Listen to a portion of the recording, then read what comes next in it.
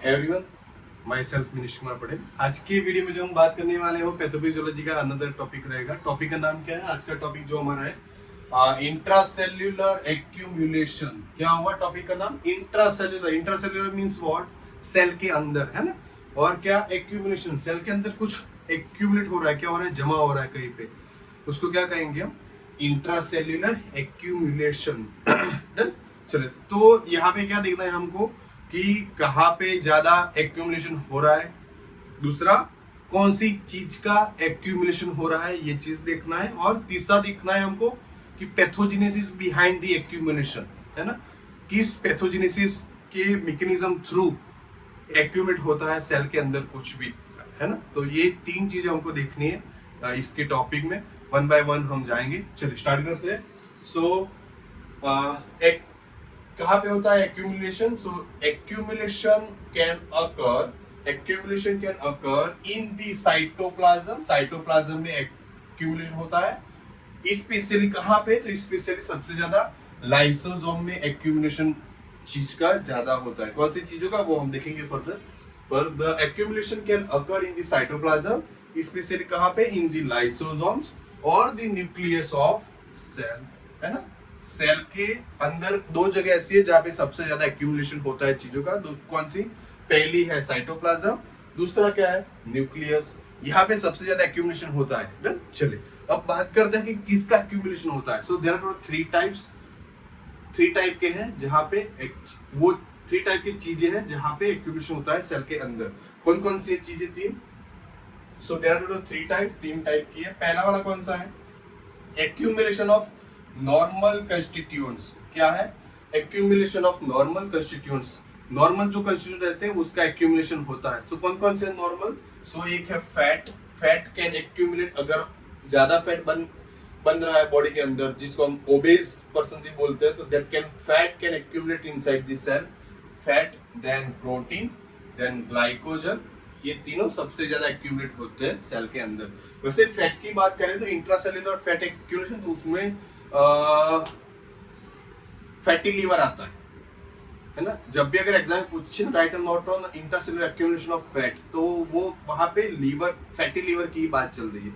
सो fatty liver जो होता है वो basically due to the fat accumulation. वो कैसे, वो फिर हम फर्दर देखेंगे। चल, दूसरा कौन सा है? Accumulation of the abnormal constituents. क्या?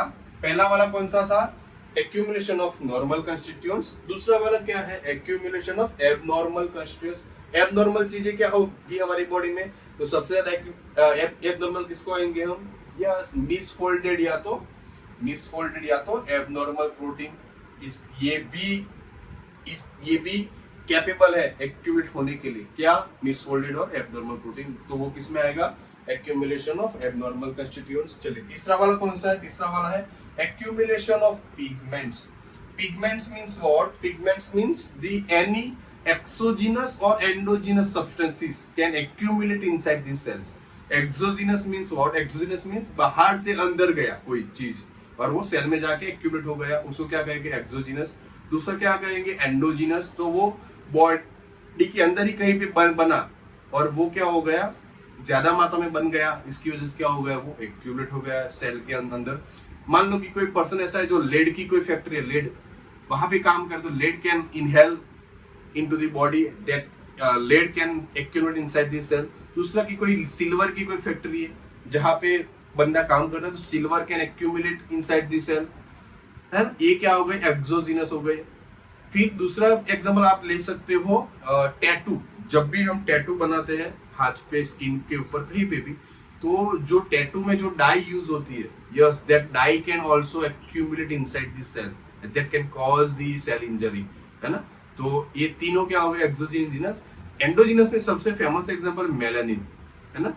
मेलानोसाइट्स जो सेल्स रहते हैं स्किन के अंदर, या तो स्किन के जो सेल है melanocyte, that melanocyte can produce the melanin, and that melanin also capable to accumulate inside the cell, अगर वो ज्यादा मात्रा में बन रहा है तो, है ना। सो वो क्या हो गया? एंडोजिनस हो गया। So that these are the endogenous and those are the exogenous substances। चलिए, सो तीसरा वाला कौन सा? Accumulation of the pigments. उसमें एग्जांपल में हम लेंगे टैटू डाई, टैटू की डाई हो गई, लेड हो गया, एंड मेलानिन हो गया। हो गया। सो ये क्या हुआ, पूरा इंट्रोडक्शन हुआ किसका, इंट्रासेल्युलर एक्यूमुलेशन। तो यहाँ पे हमको क्या पता चला, दो चीजें पता चली। एक कि सेल में कहाँ पे एक्यूमुलेशन हो रहा है, किसी भी चीज का कहीं पे तो एक्यूमुलेशन होगा ना, लोकेशन तो होगा। तो लोकेशन हमको पता चल गई क्या है, तो लोकेशन है हमारी लाइसोसोम या साइटोप्लाज्म में, और क्या है दूसरा न्यूक्लियस है। लोकेशन पता चल गई। अब हमको चीजें जाननी है, कौन कौन सी चीजें एक्यूमुलेट होती है। तो तीन टाइप की है चीजें जो एक्यूमुलेट होती है। कौन सा, एक्यूमुलेशन ऑफ द नॉर्मल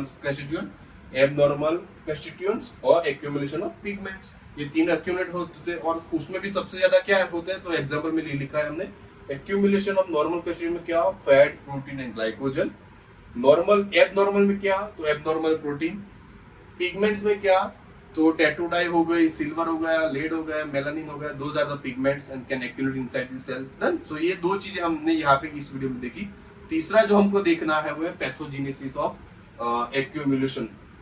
कौन सी मैकेनिज्म या कौन से पैथोजेनेसिस प्रोसेस थ्रू एक्यूमुलेट होता है सेल के अंदर, वो देखना है हमको तीसरा ना। ठीक है, चलो, thank you for watching a video, thank you.